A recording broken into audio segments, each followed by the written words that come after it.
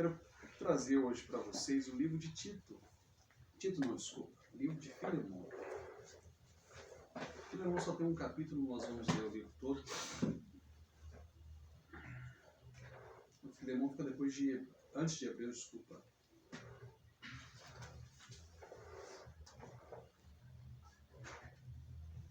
É depois de Tito mesmo. Antes de Hebreus.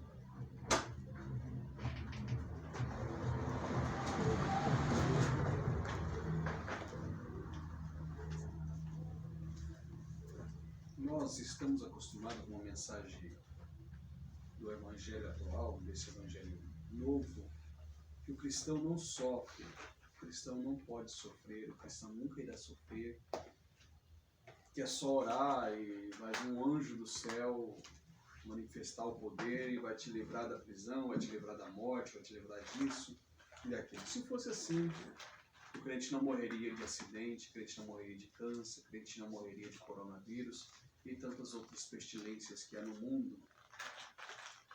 Eu me lembro das palavras de Jesus, dizendo que no mundo nós teríamos aflições. Então isso é normal.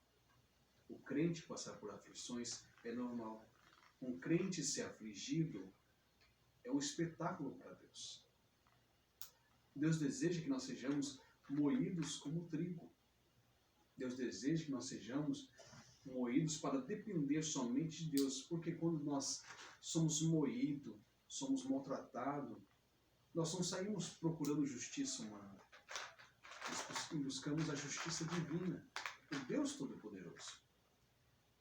No segundo século da era cristã, na cidade de Lyon, na França, da qual hoje existe a cidade até hoje, isso acho que é aproximadamente no ano 168 da era cristã, uma jovem havia se convertido, chamada Brandina. Ela era escrava. Aos 15 anos de idade, essa mocinha servia a Deus com toda a alegria do seu coração. Apesar de ser escrava, ela se sentia livre em Cristo. E então, na época, o governo da cidade descobriu que ela, juntamente com o pastor da cidade e alguns outros crentes, eram cristãos e resolveram prendê-los. Resolveu levar eles à crucificação, ao espancamento, a ser lixados. Mas em tudo isso, Brandina passou, se negar a Cristo. Em nenhum momento ela negava a Cristo. Então chegou-se um dia de muita ira dos governadores da cidade e disseram hoje, ou Brandina deixa esse Cristo, ou então Brandina morre. E levaram Brandina junto com os demais cristãos, os que haviam sobrevivido, porque alguns já haviam morrido por crucificação, por espancamento, e levaram eles até uma arena que até hoje existe em Lyon, agora me fugiu o nome da arena. E seguraram primeiro Brandina e colocaram os demais cristãos em um touro selvagem, com chifres pontiagudos, para destruí-los, para pisoteá-los, para perfurá-los. Mas em nada disso a fé de Brandina, com 15 anos, foi abalada, até que chegou o momento dela. Jogaram Brandina, a história conta que o touro chifrou ela por 3 vezes, atravessando das costas para a barriga, as 3 vezes com os 2 chifres e jogando para o alto. Mas a fé dessa moça não foi abalada. Ela confiou em Cristo até o último suspiro de vida.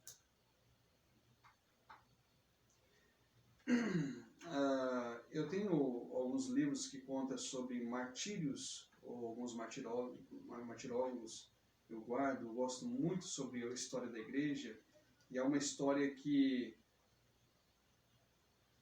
eu conto de vez em quando, eu até posso uma hora pegá-la e trazê-la, não vou lembrar agora o nome das pessoas que compõem a história, mas se não me falha a memória, uma delas se chamava Margarete. Era uma mãe e um pai cristão que havia se convertido a Cristo, a fé anabatista na época, né? E um dia a polícia veio para prendê-los. E quando chegou na casa, só estava a mãe, nem as crianças havia, nem o pai que estava trabalhando. Então o governo da cidade leva isso em 1525, 1526. era cristã. Leva a mãe para ser presa. Enfim, houve todo aquele processo de prisão, de condenação, até que chegou o dia de condenação dela. E na época, irmã Ana Paula, era costume, para que os cristãos não dessem testemunho da sua fé, amarrar como se fosse um prendedor de língua. Um pedaço de ferro na língua, eles puxavam e apertavam um parafuso para que a pessoa não conseguisse falar e ficasse com a língua pendurada para fora. Então. E quando a mãe está caminhando para sua estaca, ela olha para o lado e vê os seus filhos, um de 11 e o outro de 4 anos de idade, no canto. E ela não pode olhar muito e não pode fazer nada para que seus filhos também não fossem presos e mortos também. E ela vai até a estaca, desculpa, a pilha de fogo e a estaca. Ela é amarrada na estaca. O menino de 11 anos, quando começa a ver o fogo queimar a sua mãe, desmaia no meio daquela multidão enfervecida, dizendo: mata. E aí, depois de um tempo, o irmãozinho dele acorda, ele desperta, o irmãozinho de 4 anos sentado do lado, e ele olha, não vê mais a mãe, não vê mais a multidão, senão um monte de cinzas. E ele vai com uma varinha, procurando, e ele acha a lembrança que deixou da sua mãe, que era apenas o prendedor de língua, e leva para sua casa. E a minha pergunta é: se os irmãos do passado foram moídos como trigo, foram maltratados como trigo, foram desprezados como diz Hebreus, capítulo 11, homens da quais o mundo não era digno deles. Por que essa geração tão louca e débil que nós estamos vivendo diz que Deus não quer que ninguém sofra? Que Deus não quer que nós soframos.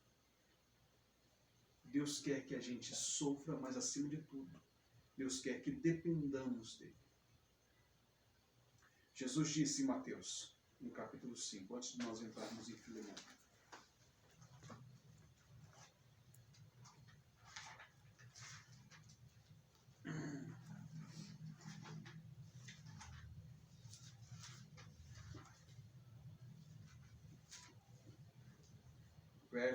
capítulo 5 de Mateus, versículo de número 10, 11 e 12. Bem-aventurados que sofrem perseguição por causa da justiça, que é viver na justiça de Deus, no reino de Deus, porque deles é o reino dos céus.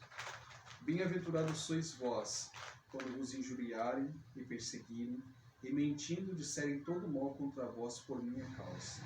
Alegrai-vos, exultai-vos e alegrai-vos, porque é grande o vosso galardão no céu, porque assim perseguiram os profetas que foram antes de vocês, ou antes de vós. Então nós devemos nos alegrar, porque grande é o nosso galardão no céu. Hoje nós vemos cristãos querendo se armar, cristãos querendo fazer uma guerra humana, cristãos querendo espancar. A gente brincava, quando a gente era ainda do meio pentecostal, que o irmão se converte de Cristo, o corpo de Cristo, mas o braço dele é de baiano. Meu braço ainda não foi batizado, na hora do batismo ficou para fora. E por qualquer motivo, as pessoas estão brigando, guerreando, destruindo, se matando.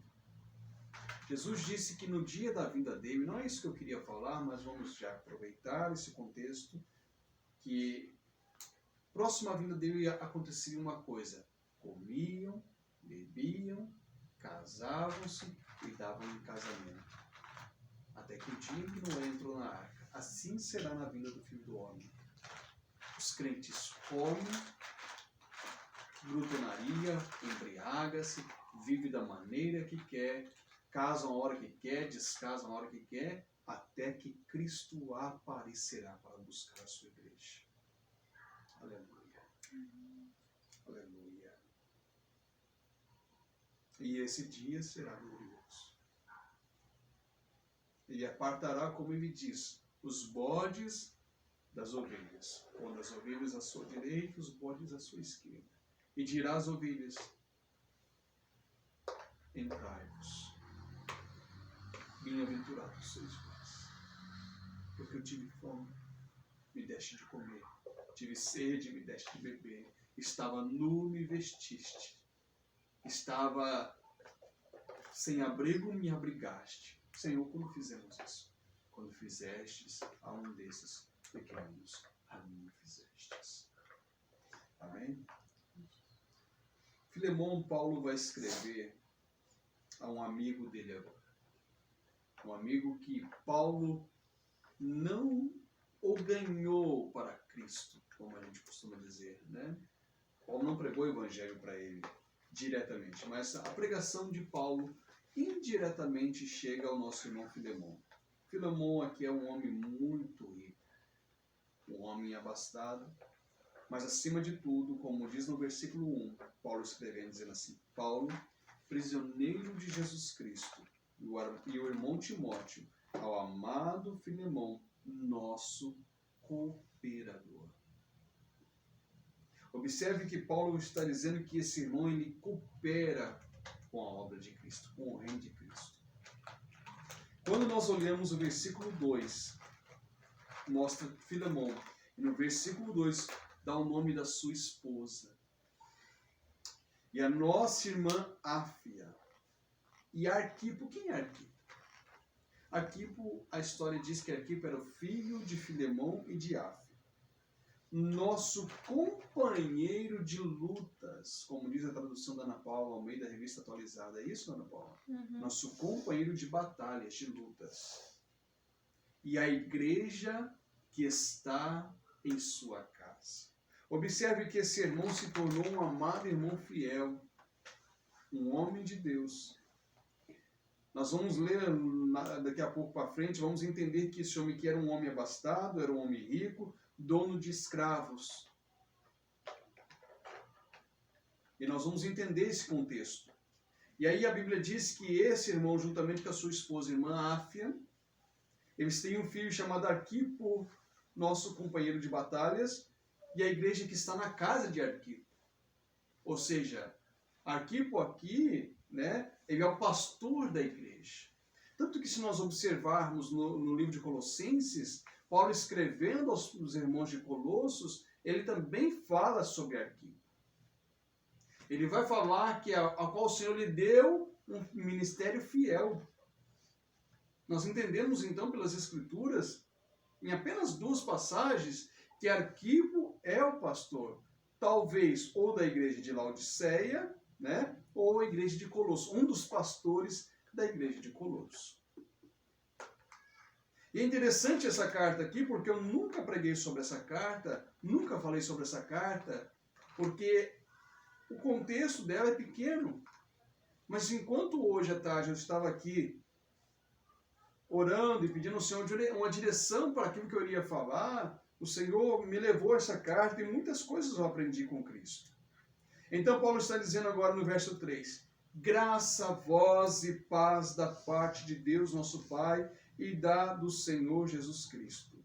Dou graças ao meu Deus, lembrando de ti sempre nas minhas orações.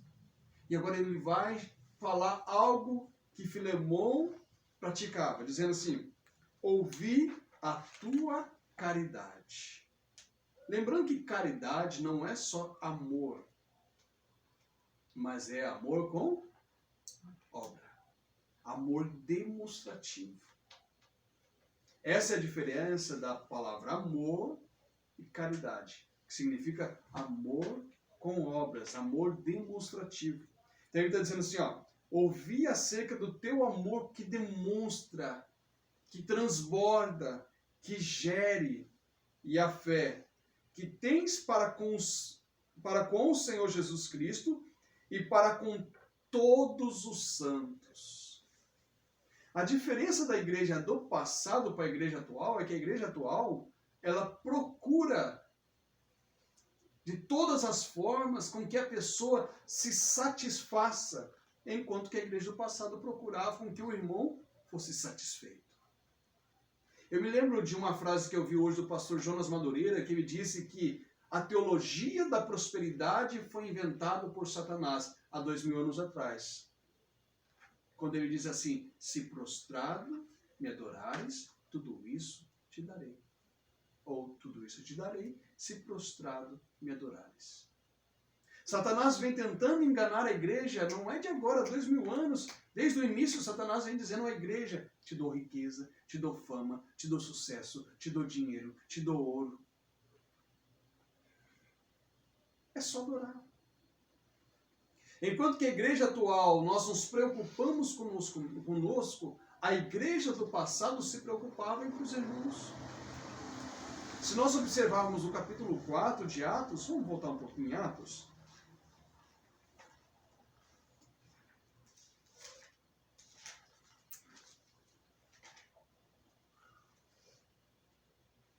Versículo 32. Atos, capítulo 4, desculpa, versículo 32.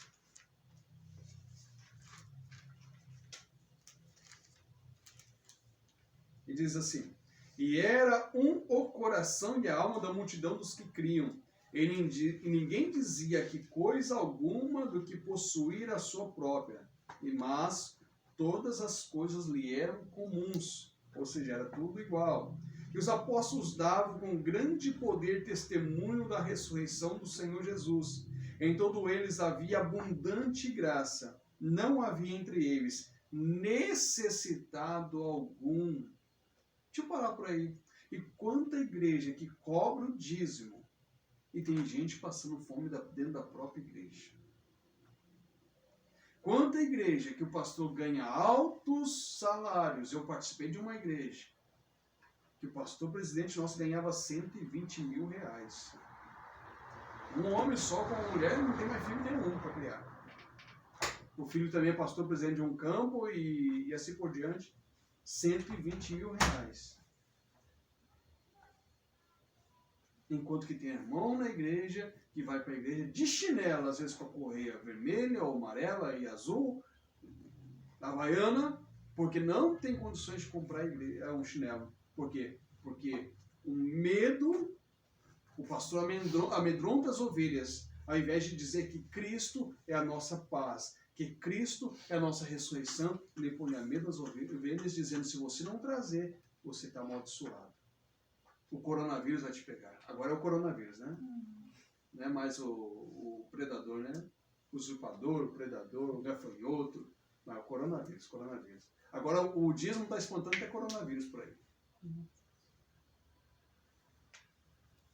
E a Bíblia diz que ninguém tinha, não havia entre eles necessitado algum. Não estou dizendo que nós não devemos trabalhar e procurar o bem-estar da nossa família. Estou dizendo que se nós também não procurarmos a necessidade dos nossos irmãos que estão ao nosso lado, principalmente nós não pregamos dízimo, irmãos do Senhor. Nós não cremos na doutrina do dízimo. Nós cremos na doutrina da oferta. Pronto, acabou. É isso que a Bíblia diz. Cada um traga conforme Deus consentiu no seu coração e pronto, acabou. Mas porque eu não creio na doutrina do dízimo, não significa que eu não deva ser generoso para com o meu próximo. Tive fome? Não me deixe comer. Tive sede? As pessoas estão ávidas para procurar uma igreja que não dê dízimo, como a nossa não procura saber acerca de dízimo, mas por quê? Por causa do seu próprio orgulho, por causa do seu próprio dinheiro, para encher mais o bolsinho do que praticar aquilo que Cristo nos convida a praticar. Isso cabe a mim. O que eu estou fazendo para o reino de Deus? Todos os recursos que Deus está me dando, o que eu estou gerando ou gerindo com os meus recursos? Né? A lambada come nas minhas costas. O que eu estou fazendo? Né? Diz aí, continua. Porque todos os que possuem herdades ou casas, vendendo-as, traziam o preço do que fora vendido, e depositavam aos pés dos apóstolos. E repartia-se por cada um segundo a necessidade que cada um tinha. Qual é a necessidade do irmão? Eu estou indo procurar a necessidade. A igreja do passado fazia isso. Aí diz assim, então José ou dado um apelido pelos apóstolos, né, de Barnabé, que traduzido é filho da consolação, levita natural de Chipre, possuía uma herdade, vendeu-a e trouxe o preço, e depositou os pés dos apóstolos. Somente daí para nós compreendermos. É o que Filemão fazia. Né? Ele, ouvindo, Paulo diz, eu vi acerca do teu amor com ação, do teu amor com atitude, e a fé que tem para com o Senhor Jesus Cristo e para com todos os santos. Esse irmão aqui está cuidando dos irmãos. Ele não é o pastor da igreja. É esse um problema dessa geração, irmã Ana Paula? É achar que o pastor tem a obrigação de orar, o pastor tem a obrigação de visitar os enfermos, o pastor tem a obrigação de fazer isso, o pastor tem a obrigação, que é tudo o pastor vai evangelizar, o pastor tem que evangelizar, isso, aquilo. Mas isso cabe a todos nós. Se tem um irmão enfermo, não cabe só o pastor orar. Cabe os irmãos mais velhos da igreja. A palavra presbítero significa anciões, os mais velhos. E acho que os mais velhos aqui somos nós todos.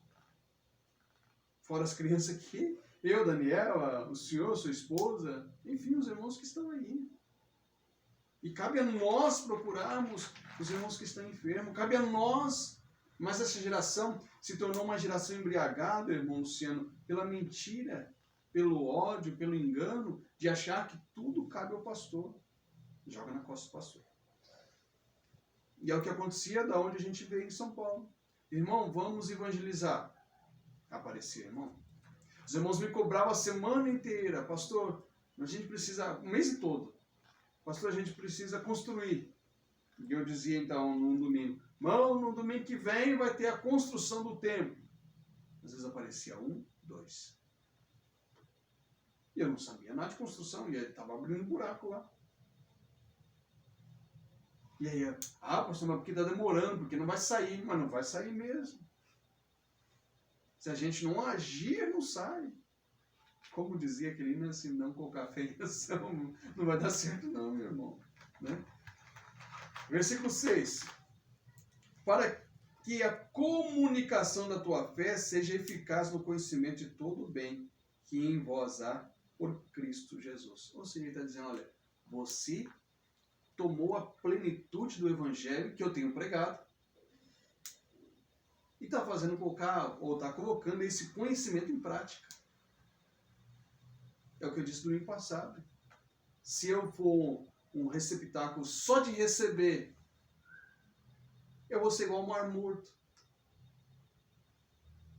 Por quê? Porque o Rio Jordão traz toda a vida, todo aquele espetáculo de vida, toda aquela força, mas quando ele chega no Mar Morto, ele morre, acaba.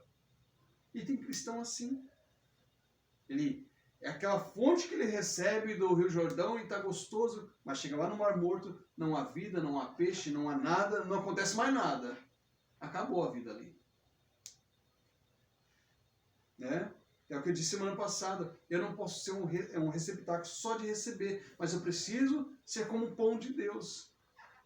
Lembra de Eclesiastes capítulo 11? Lança o teu pão sobre as águas. Eu preciso lançar o meu pão sobre as águas. Ou seja, o que o escritor de Eclesiastes está dizendo, olha, semeia. Semeia. Quando Paulo escreve aos Coríntios dizendo que Deus dá pão ao que semeia, ou dá semente ao que semeia, eu me lembro do Mateus capítulo 13, que Jesus disse assim, olha, e saiu o semeador a semear. Eu me lembro do pastor Mauro agora, que dizia samear, né? Era muito bonitinho ele falar. Então, saiu o semeador a semear, eu preciso semear. Eu estou recebendo, mas para onde eu estou semeando? Eu não sei aonde a semente vai cair. Eu quero, com certeza, que a semente caia em boa terra. Mas vai, às vezes, cair na beira do caminho. Ana Paula, às vezes, vai pregar com uma pessoa conhecida. Aí ela recebe o evangelho e, nossa, que legal, né? Que bom. E tá se alegrando com o evangelho. De repente, ela sai da casa da Ana Paula ali, o diabo vem, come a semente. Mas ela fez a parte dela. Como diz a Bíblia, para que ninguém fique inexcusável naquele dia. Para que ninguém diga, assim, eu não sabia. Sabia. Sabia, você ouviu. Né? Então eu preciso semear. O que Filemão está fazendo é tomando comunicação da fé, aquecendo a fé, opa, pela graça sois salvos. Esse é o perigo da hipergraça, sabe? A hipergraça faz isso. A hipergraça, como eu sou salvo pela graça, daqui a pouco eu começo a pregar que não preciso de batismo, que eu não preciso mais de ceia, que eu não preciso estar em comunhão com os meus irmãos, que eu não preciso ir na igreja. E esse é o problema da hipergraça. É o que a gente vê no Brasil, cresce, chamado igreja em casa.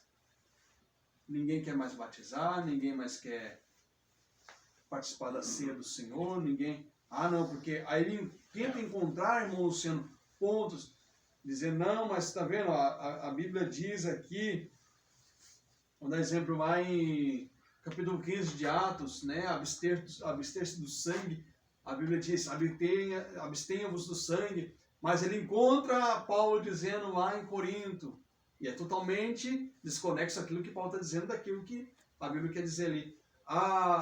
Aquele que come não julga que come, tá vendo? Então eu posso comer chouriço porque aquilo lá era lei ainda. Não era. A lei e os profetas duraram até João. A graça e a verdade vieram por Jesus Cristo. Então a lei de Deus incutida em nossos corações é muito mais poderosa do que a lei de Moisés.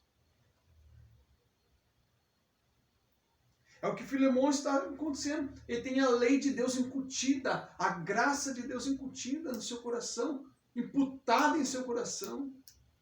E quando a lei de Deus é imputada em nosso coração, nós vamos além daquilo que a lei de Moisés dizia. Porque a lei de Moisés dizia, se alguém adulterar, será morto. Mas Jesus disse, olha, se alguém olhar para uma mulher, ele já cometeu adultério. Ou seja, já está morto, ó. Não nasceu ainda para o Evangelho. Né? É o que nosso irmão Filemão está fazendo. Ele tem comunicação da fé, ele está crescendo na fé. O que ele faz? Ele compartilha a fé com os irmãos.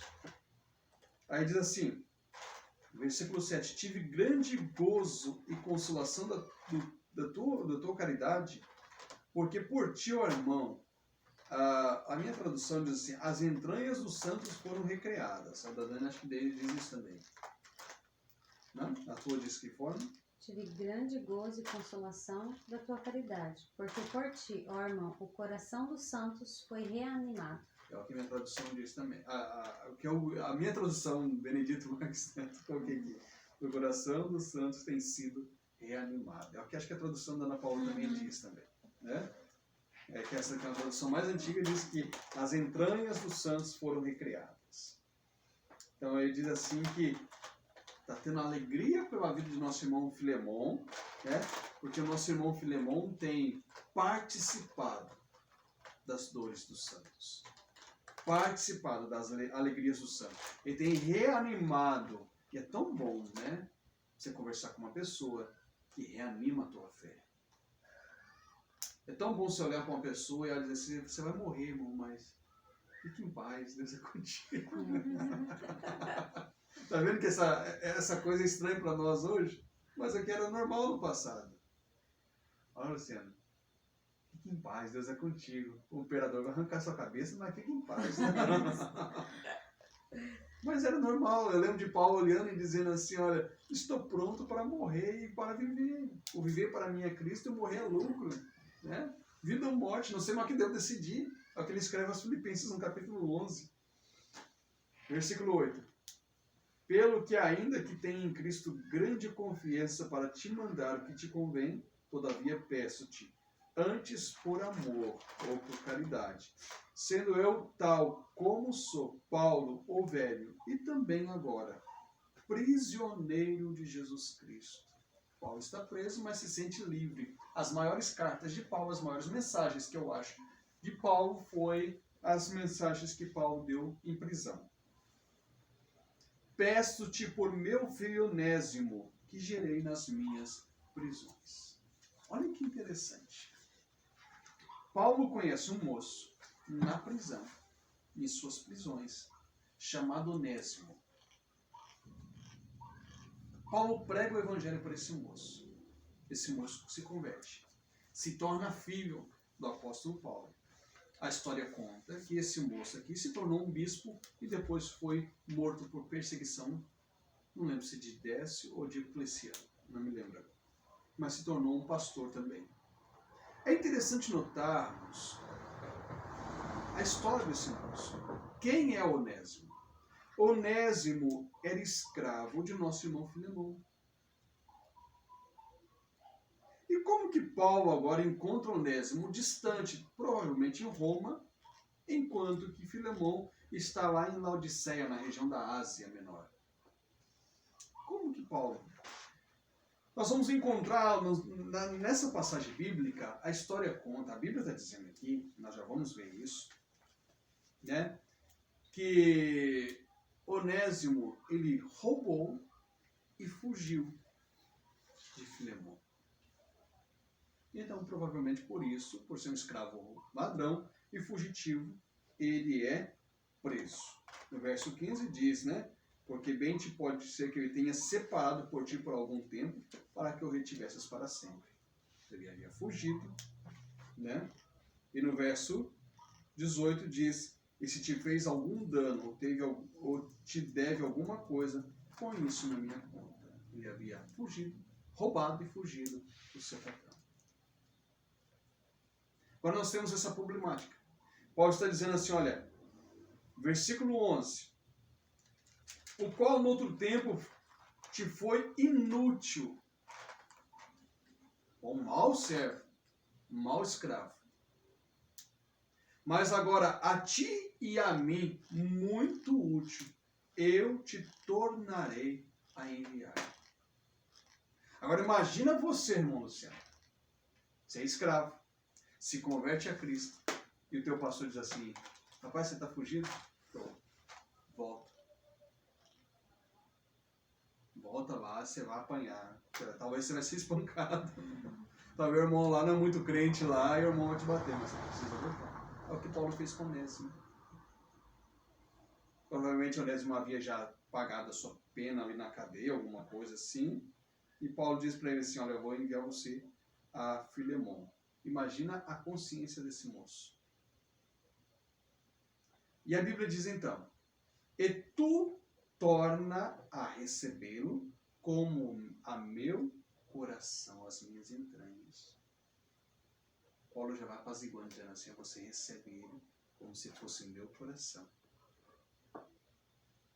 E continua assim, eu bem quisera conservá-lo comigo, para que por ti me servisse nas prisões do Evangelho, mas nada quis fazer sem teu parecer, para que o teu benefício não fosse como por força, mas voluntariamente. Paulo dizia, eu estou querendo até segurar ele aqui, mas como ele é teu escravo, para que não seja obrigação tua, eu vou te enviar. Caso contrário, se precisar, não precisar dele, eu estou precisando aqui. É isso que Paulo está dizendo. Porque bem pode ser que ele te tenha separado de ti por algum tempo, para que o retivesses para sempre. Agora, o que é interessante? Não já como servo, não mais como escravo.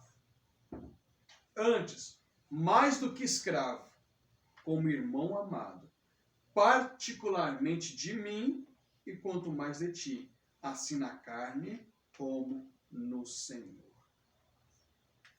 Olha que evangelho maravilhoso. É essa a diferença do evangelho. Aqui que eu quero chegar a um ponto crucial com vocês, para que nós partimos para encerrarmos essa mensagem. Paulo está enviando um moço, dizendo assim, você não vai receber mais como escravo, mas mais do que escravo, como irmão na carne e como irmão no Senhor. A diferença do evangelho é isso. Quando nós olhamos para Paulo, em Tito capítulo 2, versículo 11, Paulo nos dá uma lição muito interessante. Lembra, gente? Tito 2, 11. É uma carta antes.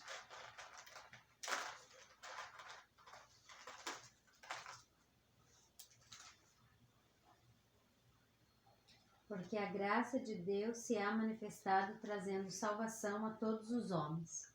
A todos os homens. Algumas pessoas pegam esse texto em particular e dizem assim, olha, Deus quer ou Deus irá salvar todos os homens. Não é isso que a Bíblia está dizendo. A graça de Deus se há manifestado, trazendo salvação a todos os homens. O que Paulo está querendo dizer para Tito é: não há mais na graça de Deus servo, livre, escravo. Não há mais na graça de Deus homem, mulher, branco, negro, pardo ou amarelo. Não há mais na graça de Deus. Ou seja, o que Paulo está dizendo é: a graça de Deus se manifestou a todos os homens. Seja ele brasileiro, seja ele americano. Não significa que Deus irá salvar todos os homens. Significa que Deus tem gente de todos os povos, tribos, línguas e nações para a salvação. Que agora Deus não escolhe mais Filemão somente, mas Deus escolhe um ex-ladrão, um ex-fugitivo chamado Onésimo e o salva também. Por que nós entendemos isso? Quando nós olhamos para Gálatas 3, 27 ao 29. Leia para a gente.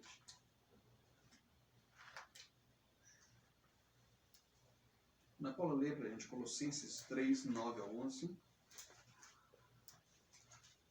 Gálatas 3, 27 ao 29. Porque todos quantos fostes batizados em Cristo, já vos revestistes de Cristo. Nisto não há judeu, nem grego, não há servo, nem livre, não há macho, nem fêmea, porque todos vós sois um em Cristo Jesus. E se sois de Cristo, então sois descendência de Abraão e herdeiros conforme a promessa. Então, observe então o que ele diz: porque todos quanto foram batizados em Cristo, já vos revestistes de Cristo. A plenitude de Cristo está em nós. Por isso que nós somos justificados não por nossos atos de justiça, mas pelos atos de justiça de Cristo, de Jesus. Pelo grande e eterno amor do Pai, derramado em seu Filho através do seu Espírito Santo em nós. Né? Então observe que todos quando foram batizados em Cristo, já vos revestimos em Cristo. E aqui é interessante que ele não está dizendo de batismo em águas. Ele está dizendo um enxerto da qual nós fomos enxertados na videira verdadeira ou na figueira verdadeira.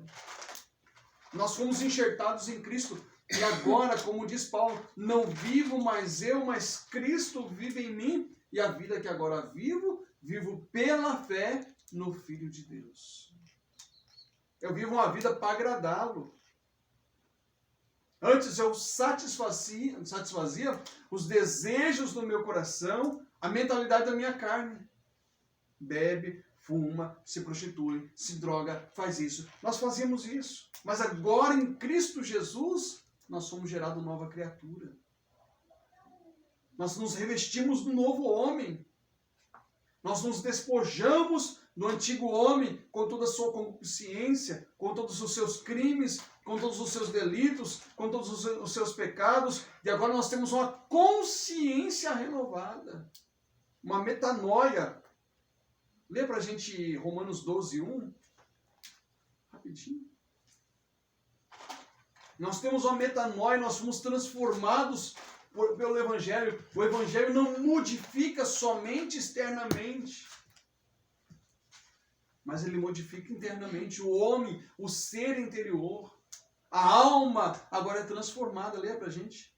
Rogo-vos, pois, irmãos, pela compaixão de Deus, que apresenteis o vosso corpo em sacrifício vivo, santo e agradável ao Deus, que é o vosso culto racional. E o versículo 2 agora? E não vos conformeis com este mundo, mas transformai-vos pela renovação do vosso entendimento. Pela minha mente foi transformada agora. Eu não me conformo mais comigo mesmo, com os meus erros. Eu tenho que olhar para mim e dizer assim: eu errei. E eu falei: hoje eu fiz um negócio que não deveria fazer. Eu estou errado. Por quê? Porque Cristo mudou minha mente. A metanoia chegou na minha mente. Houve uma explosão, como diz o culto do fulano lá, houve uma explosão de milagres, houve uma explosão de milagre na minha mente. A minha mente foi transformada. Agora não sou mais cativo do pecado, não sou escravo do pecado, porque quando nós olhamos para nós no passado, nós sentimos repulsa, vergonha, terror daquilo que praticávamos. Quando nós olhamos para a nossa vida cotidiana, nós sentimos medo, porque nós devemos ter temor de Deus, mas medo do que somos. Porque o maior inimigo nosso é a nossa carne, é a nossa mente se não for transformada. Se a nossa mente ainda for cativa por Satanás, cativa pelos nossos pecados, cativa pelos desejos da nossa carne, nós ainda não fomos transformados. Nós precisamos disso. O que Paulo está dizendo para o nosso irmão Filemão, dizendo assim, esse camarada aqui foi mudado. Ele é diferente.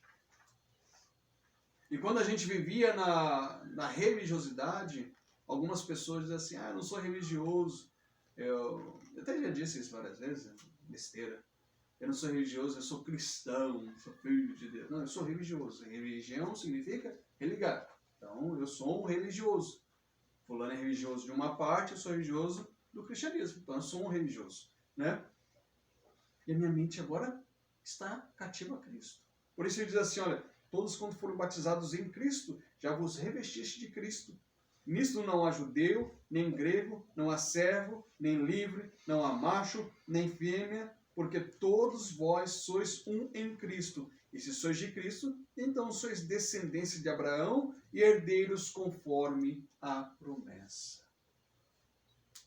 Então, diante de Deus, na presença de Deus, não há homem e mulher, todos somos iguais.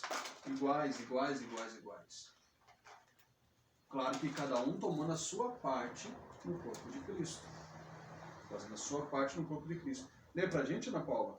Colossenses 3, do 9 a 11.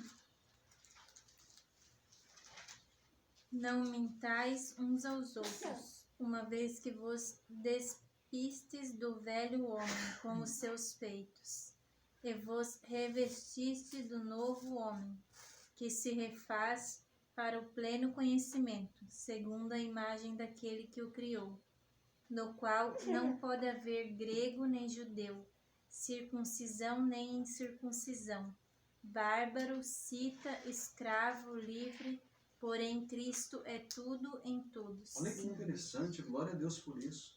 Né? Não mintais uns aos outros, porque já vos despistes do velho homem, já tirou, já acabou o velho homem.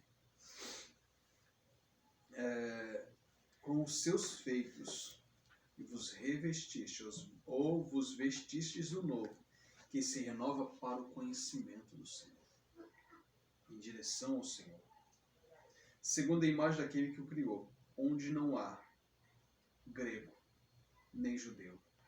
Aqui grego era, como diz, a filosofia, a mente mais brilhante do mundo. Diante de Cristo não adianta ter a mente brilhante. Diante de Cristo não existe mente brilhante. E a Bíblia deixa bem claro que a loucura de Deus é mais sábia que a sabedoria do mundo.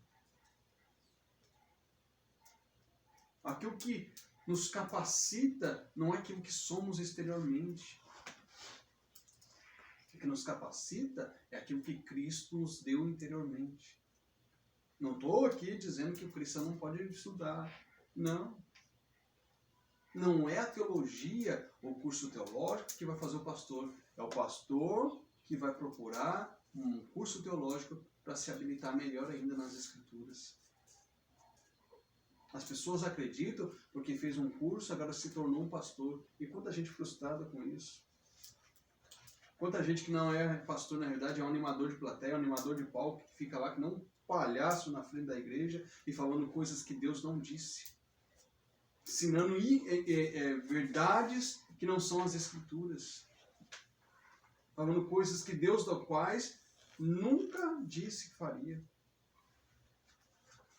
Eu escutei alguém dizer essa semana, porque Maria foi no inferno e quando ela pisava e plá, estralava o portão do inferno e ela foi lá e resgatou a sua alma do inferno. Gente, eu escutei isso alguns anos atrás, num congresso de missão. Do mesmo jeito, porque Jesus chegou no inferno e quando pisava, o portão do inferno estralava e ele resgatou o teu nome do inferno. Não.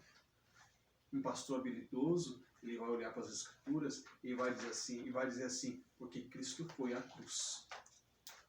Pegou a cédula que era contra ti, nas ordenanças de Deus, a ira de Deus que estava apontada contra você, e ele tomou sobre si o cálice da ira de Deus.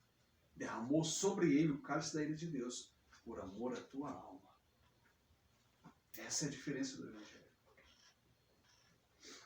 Aí continua então, né, que onde não há grego nem judeu, circuncisão nem circuncisão, bárbaro, cita, servo ou livre, mas Cristo é tudo em todos.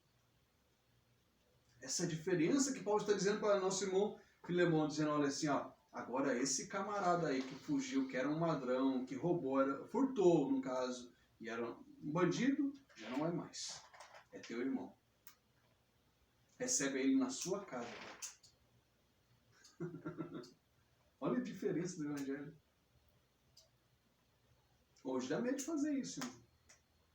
Tem muita gente dizendo servir a Deus.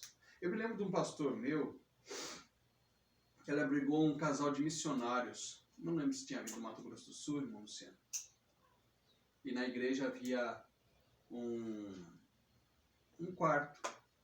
Então o pastor abrigou eles num quarto com uma criancinha pequenininha. E o camarada, irmão, mas pregava, revelava tudo. Luciano, você tem 10 piolhos. Tô vendo aqui. Tô brincando. João, você tem 8 anos. Não tem, mas tem mais. Ele revelava tudo. E um dia o pastor estando na sua casa, e esse camarada com a sua esposa e a criança, na igreja abrigada. O pastor na sua casa orando, o Senhor disse para ele, levanta e vai até a igreja. Quando ele foi até a igreja, o Senhor disse para ele, não acende nada. Entre no escuro e vai até a sala pastoral, que era a sala onde ficava o cofre da igreja. Quando o pastor vai no escuro, chega lá, o missionário estava com a chave de fenda, tentando arrombar o cofre da igreja, para arrombar a própria igreja, que estava sendo hospedado. Estava revelando o cofre. Ele está revelando o que tinha dentro do cofre. Revela aqui que tem 3 notas de R$1. Só revelou a senha, né? Não revelou a senha. Tá vendo, irmão? Então hoje é muito perigoso. Mas nessa época aí, pessoas eram transformadas mesmo. Pessoas eram impactadas. É por isso que eu digo, irmão Ana Paula, se uma perseguição contra a igreja brasileira se levantar, a maior parte, algum tempo atrás, lá onde a gente estava morando no estado de São Paulo, estava até um pastor amigo nosso. E eu disse, irmãos, se uma grande perseguição se levantar, dos 27 milhões de cristãos, eu acredito que 4 milhões permanecerão, o resto vai desviar tudo. Aí o pastor falou assim, vixe, deu muito, eu só dei uns 200 mil só. Nossa. Porque é verdade, irmão. Esse evangelho que as pessoas estão fabricando, maldito e enganoso, de que não haverá perseguição. Eu tenho dó das igrejas pentecostais, porque esse evangelho não existia na igreja pentecostais. E quando eu olho para o livro de Daniel Berg, Gunnar Wingre, alguns pioneiros da Assembleia de Deus, e alguns irmãos como Manuel sei que é da Brasil para Cristo, esses homens foram perseguidos, esses homens foram maltratados, esses homens foram esbofeteados, foram espancados. E olhem pessoas dentro das suas igrejas hoje dizendo, cristão, se alguém tocar em você, Deus vai se levantar e vai tocar. Não vai, porque Deus se contradiz nas suas escrituras. Deus vai permitir mesmo que eu seja tocado. Deus vai permitir mesmo que eu seja esbofeteado por amor ao Evangelho. Como ele disse para Israel, te deixei passar fome, acho que Deuteronômio capítulo 8, para ver o que havia no seu coração. Te deixei passar necessidade, o sol castigar, para ver o que vocês iam fazer. E agora Paulo está dizendo, olha, esse camarada foi transformado, irmão. Ele foi impactado. Você recebe dentro de casa agora. O irmão Filemão poderia dizer, mas meu Deus do céu, esse camarada roubou, Paulo. Eu não quero ele. Mas Paulo deixa bem claro, olha, não o recebam mais como servo, no versículo 16. Antes, mais do que servo, como irmão amado. O que Paulo está dizendo, irmão Luciano? Antes ele era teu escravo. Agora, como você é um dos pastores da igreja, você é escravo dele agora. Meu Deus. Que evangelho é esse? Que coisa tremenda. Eu me lembro que Jesus, os discípulos se perguntaram por 3 vezes a Jesus: Senhor, quem é maior no teu reino? Quem é maior? Jesus pega uma criança e diz assim: se não fizer como uma criança, de maneira nenhuma vocês poderão entrar no meu reino. Porque o maior deve ser o menor. E aí ele então dá o exemplo, quando vai lavar os pés dos discípulos, ele lava os pés do discípulo e diz para Pedro e para os demais apóstolos, dizendo assim: olha, vocês devem fazer iguais. Vocês devem demonstrar que são servos um do outro. Não é o pastor receber, como eu disse, o salário de 120 mil e deixar os irmãos passar fome, mas pegar o dinheiro e distribuir aos pobres e necessitados da igreja. É esse o papel essencial da igreja. Está construído? Tá. Tem ar-condicionado? Tem. Tem ônibus para cuidar dos irmãos? Tem. Agora vamos fazer o seguinte, vamos alimentar os irmãos. Vamos dar roupa para os pastores. Tem obreiro, irmão. Tira o meu caso, isso aqui faz 20 anos que está comigo. Tem obreiro, irmão, e não tem um paletó, só tem 1 ou 2 paletó. Eu me lembro de uma dupla de cantor cristão, eles contando a história do pai deles, que eles eram tão pobres, moravam num sítio, que o pai deles tinha um paletó vermelho. E um dia ele foi trabalhar na roça, e eles cercaram dentro do cercado um boizinho e pegaram o paletó do pai deles para brincar de tourada. E o tourinho pegou e rasgou o paletó do pai dele, o único que tinha. Como é que o pai ia para a igreja se era obrigatório ter o obreiro com o paletó? Imagina isso, a situação. Mas as pessoas estão preocupadas consigo e não para com o reino. O reino de Deus não é comida e bebida, mas é gozo, paz e alegria no Espírito Santo. Louvado é o nome do Senhor. É isso que Paulo está dizendo, olha, esse irmão agora ele vai chegar dentro da sua casa. E não ele que vai te servir, mas você vai servir ele. Não é ele que vai trazer o copo de água agora, mas você vai dar de beber a ele, você vai dar de comer a ele. E vê o que precisa aí. Se ele não te for útil aí, na igreja aí, no caso, manda para mim, porque ele é muito útil para o ministério. Amém, irmãos? Vamos guardar isso no nosso coração. Para me encerrar, eu quero ler com vocês em Marcos 2, 13 ao 17. Marcos 2, 13 ao 17.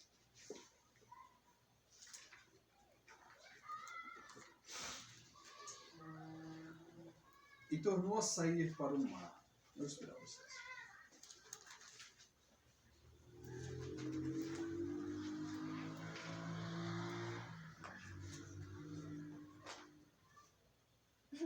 E tornou a sair para o mar, e toda a multidão ia ter com ele, e os ensinava. E passando viu Levi, filho de Alfeu. Marcos 2, 13. 2, 13. Agora 14. 2:17. 2, 13 ao 17. Tá, desculpa. Versículo 14. E passando viu Levi, filho de Alfeu. Levi aqui é Mateus, tá? Sentado na alfândega. E disse-lhe, segue-me. E levantando-se, o seguiu. Aqui o nosso irmão Mateus, ou Levi aqui, como diz a Bíblia, ele era um homem importante. A Bíblia diz que ele automaticamente, quando ele ouve Jesus dizer, me segue, ele abandona a coletoria, o alfândega, o imposto. Ele poderia ganhar muito dinheiro com o imposto, porque era costume deles. Algumas pessoas roubaram o imposto de Roma. A Daniela dava 10, ele roubava 2, 3 e mandava o resto para Roma. E Roma não ia falar aqui. Segue-me, levantando-o, seguiu. E aconteceu que, estando sentado à mesa em casa deste, também estava sentado à mesa com Jesus e seus discípulos muitos publicanos e pecadores. Publicano era o que Mateus fazia. Então, publicanos e pecadores significa bandidos e pecadores. Porque os coletores de impostos eram considerados como bandido para Israel. Porque roubavam o povo de Israel para dar dinheiro a Roma. Porque eram muitos e o tinham seguido. E os escribas e fariseus, vendo-o comer com os publicanos e pecadores, disseram aos seus discípulos, Porque come e bebe ele com os publicanos e pecadores. E Jesus, tendo ouvido isso, disse-lhes: os sãos não necessitam de médico, mas sim os que estão doentes. Eu não vim chamar os justos, mas sim os pecadores. Somos nós. A graça nos alcançou. A graça nos remiu. A graça nos santificou. Como dizia aquele hino da Arca, como o oceano, era um pecador, andava sem Jesus. Não tinha esperança, nem divina luz. Amém? Nós vamos cantar esse cântico. A senhora está com a harpa da senhora hoje? Não, saí Tem uma aqui, ó. atrasada, esqueci de harpa, esqueci de tudo. Aqui, irmão Zé, vou pegar. É 169, 171? Mesmo.